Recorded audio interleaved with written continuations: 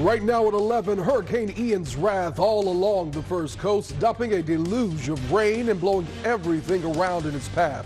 The system combined with high tide sending water slamming into and over the seawall in St. Augustine.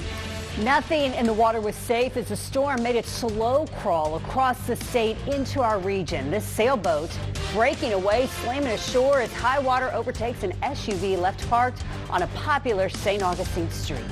And a path of destruction in southwest Florida, the storm sparking a fire that destroyed buildings, ripping apart a bridge, leaving thousands with no path out, and widespread damage, including dozens of boats swept away and piled on top of each other. Thank you for staying up with us at 11 tonight. I'm Anthony Austin. And I'm Heather Crawford. Now, while a majority of Hurricane Ian is moving away from us, it is still a concern for those north of us. And we want to start with getting a check on the latest advisory that just came in with Chief Meteorologist Tim Deegan. And Tim, we start with some good news tonight. The first coast no longer under a hurricane watch. And no longer under hurricane watch. We're going to say that again. That's for all of northeast Florida and all of southeastern Georgia. We were pretty confident that would happen, but it's still nice to see that verification. Again, a hurricane, Category 1 hurricane, that's now 130 miles due east of Mayport, so even farther from areas like the core of Duval and other places on to the south. Highest winds are 80 miles per hour. Looks like the Category 1 hurricane will make landfall. Now, again, you've heard this before. It's been adjusted to the right, and so now probably harder hit up toward Myrtle Beach versus Charleston, South Carolina. This is the course that the hurricane has taken, and all indications are that that will occur. So even for our friends there over Camden and Glen, Nassau County for that matter, it'll be a beam of view within a couple of hours, and we just see no signs that it's going to hook back to the left. We'll show you what the radar has been showing us. Again, a very asymmetrical system, and that typically happens when very dry air got into it. It did, and this is about the course that we expect, and maybe even farther off to the right than that. So overall, this is what it means for us. No rainfall concerns. The gusts are dropping down to 50, if not lower, but we do have a high tide of concern. We'll talk about that in just a few moments. All right, thank you, Tim. Now, one area hit hard by Ian on the first coast was St. Augustine. Particularly, we're talking about the bayfront downtown. Look at the water taking over right here this afternoon. On your sides, Jessica Clark spent the day there watching the flood waters arrive and then recede. So, Jess, what are conditions like out there tonight? Well, they're a lot different than they were earlier around noon when the water was way up here. And we're talking about, this is the seawall, right? And so the water from the bay was coming in just over the seawall, and again just over the seawall, never kind of resting on the seawall, but always just lapping over it. Look at this. No water right now. And then if you turn over here, the boat we had been watching throughout the day that had come loose and kept banging up against the seawall on its side, almost kind of in a calm way. We had to look for it as we were approaching it. And the road that had all that water just all over it, over the median and waist high. Well, there is some water that is starting to pool and glow into part of a lane. Certainly it is now over the parking spots, but Tim was telling me we will see more of this high tide come through, but it is not going to be what we saw earlier today, which is a relief for a lot of folks here in St. Augustine, because the water that we saw up here, again, waist high, that is not something we want to deal with for the third time in one day. All right, so we're live in St. Augustine. Jessica Clark, First Coast News, back to you. Relief indeed, Jessica. Thank you. We want to go to Zach Wilcox now. He's joining us from the historic Lincolnville neighborhood just south of downtown St. Augustine. That's also an area known for frequent flooding. Zach, how are they impacted? Yeah, Anthony, we are in Lincolnville, like you mentioned, which is on the San Sebastian River as opposed to the Matanzas up where Jessica's at, closer to the ocean. Wanted to show you the flooding, the standing water that's still here. We saw a truck come through. We weren't going to risk it, but just wanted to show you the standing water that's still here, and we are still waiting for high tide at this point. Hoping to use some street light to show you that. You can see really as far as you want to look down Riberia Street here, there's still some standing water up there. Oh, and we just got splashed by somebody who didn't feel like slowing down for us. But wanted to show you some of the damage as well.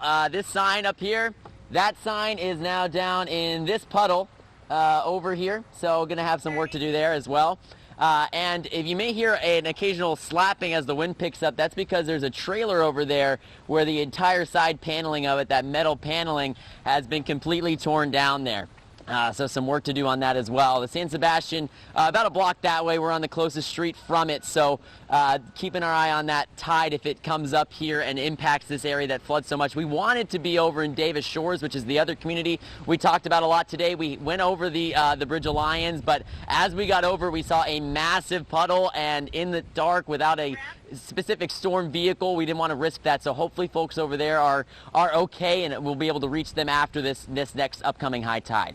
In St. Augustine, Zach Wilcox, First Coast News, on your side. Okay, hope you get to go dry off, Zach. Thanks so much. You know, floodwaters really were the big story today in St. Augustine, but high winds also proved to be hazardous. On your sides, Michael Wooten joins us with a look at the damage caused by Ian's airborne threat. Well, this is certainly a sign of the severe weather we've been dealing with here in St. Augustine. This is the roadway in sign right on Ponce de Leon Boulevard at Vetter Street. This came down sometime before 2:30. That's when the current manager started her shift. The sign had already crashed down by the time she got to work today. This motel was rebranded a roadway in just a couple of years ago, and so it's believed the sign is not that old. But we've had so much rain, it's loosened up the soil, and add on top of that the strong winds we've been dealing with, and it was just too much for this sign, which came crashing down. Interestingly enough, as we were driving here from just a little bit to the south, we also passed a Best Western where a sign had also fallen over. So it really is just an indication of, again, all of that rain. Add on to that the strong winds. I will say at the moment the winds have really let up, probably the calmest they've been in a while. Rain is still coming down, but we are not feeling those really strong winds like we were even a little bit earlier this evening. That's the latest here in St. Augustine. I'm Michael Wooten, First Coast News, on your side. Michael, thank you. So let's check in now with Tim Deegan with the latest in St. Johns County. Thank you, Anthony. I love to have the eyeballs out there, specifically Jessica right there on the waterfront, because science seemed to indicate that this high tide would be about 6 inches lower than the 4.5 feet we had down there earlier today. We still have about an hour to go, but I would say from what Jessica showed us, it might be about a foot lower than what we saw earlier today once it peaks, which is within about an hour. Otherwise, great news for St. John's and Flagler. No more rain really to speak of. Gusty, but only to about 45 miles per hour. And then again, after this high tide, conditions there should continue to improve. All right, Tim, thank you. We want to go to Duval County now. We have on your sides Brianna Ray Turner. She's joining us tonight in Black Hammock Island. How are things out there? Well, Anthony, it is so windy. Once again, I feel like I've been saying that all day, but it is chilly out here. I feel like I'm back in Virginia. But anyways, like you said, I'm in Black Hammock Island on Baker Lane. And let me tell you, I'm at this neighbor's house, and her backyard doesn't look like a backyard anymore. It looks like a lake or a swamp, but I'm just going to let you take a look. This is her backyard. These tides are coming in, and her yard is flooded. So we're going to keep walking. I'm going to take you to her pool next. And her pool doesn't look like a pool. It has storm water all in it. Doesn't even look like chlorine's in it. It's not crystal blue. It is brown storm water. And I'm going to keep walking around so you can just see. She's definitely not going swimming in this pool anytime soon. I wouldn't go in this weather anyways, but I'm just going to show you how far that water made it last night. It made it right to where this stain is at. You can see on her brick wall, this is how high it's been. And just to give you an idea, I've been, showing measurements with my legs, but up pretty much near my kneecap. This is how high the water went. And so neighbors say they are worried that with this tide coming in, it could reach to their road. And just, they worry about that, right? They drive through, they need to go where they need to go. And so they said they're just worried, after tonight. And with these winds, you could just see the water just rising and coming closer to the home. So obviously we've been out here all day long, and obviously First Coast News will keep you updated with the latest information. I'm live here in Jacksonville. Brianna Ray Turner, First Coast News, on your side. All right, Brianna, thanks so much. Tristan Hardy continues our team coverage now. He is out in Jacksonville Beach in the Sanctuary neighborhood, an area prone to flooding. Tristan, how's it looking out there tonight? Well, I can tell you right now, I'm back at the Sanctuary Saltwater Lake, and the other day I was telling you how the water can get as high as 7 feet, but when you look right now, the water is at 4 feet. Now, neighbors told me that the lake took 40 minutes to fill back up and then some. It was high enough to reach this neighbor's porch right behind me. But if you take a look at the ground right here, you can see the water levels over here.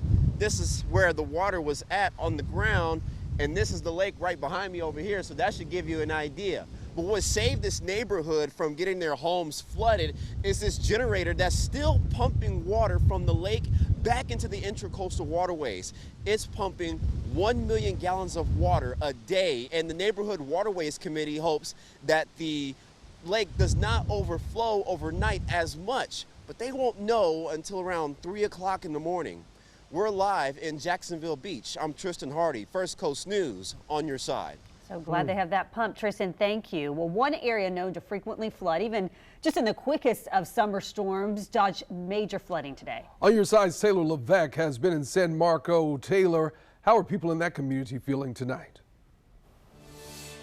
Yeah, we're currently standing on River Road. It runs along the St. Johns River, and look, the road is completely dry, which is crazy because when Irma hit just a few years ago, this road was flooded, even damaging some homes. We spoke to one San Marco resident tonight. He says despite the expectations of this storm, it wasn't anything out of the ordinary. Nothing, really. No flooding, barely any rain, just a lot of wind. That was it. Were you surprised based on, the other storms and flooding that's happened in the area? Yeah, it usually floods here, but this was really nothing. And even though the road is dry now, the area wasn't in the clear earlier today. Take a look at this video of some people attempting to boogie board down River Road, the road that we're standing on right now. Others who were driving through it were creating waves as they drove by. We also drove by some San Marco businesses on San Marco Boulevard earlier tonight, and those roads in front of those businesses were also dry, which is a good sign. Live in San Marco, Taylor Levesque, First Coast News on your side. Taylor, thank you. So many people here in Duval County just relieved, Tim, because it could have been a lot worse, and they're feeling a big sigh of relief tonight. Let's check in on Duval County. I think we're seeing, again, what the big difference is between, remember, Irma was 5.5. Today's high tide was about 3.5 feet. And what I love is what we've just shown you folks. I know there's a tendency when there's a tropical storm or a hurricane, we go to the beach. But we've reached the point now in 2022, at least in Duval County and many other beach communities, that the ocean front can actually handle better about a 4-foot surge. It's along the intracoastal. You saw Tristan there, along the in the estuary of Black Hammock Island, and then along the St. Johns River that is much more susceptible to about a 4-foot surge. We got 3.5 today, and I'm being encouraged. Now, the high tide along the St. Johns, especially at Black Hammock and over towards San Marco, won't be until 2:15, but I think it will be even at least 6 inches lower than earlier today at about 3 feet. So that's for Duval County.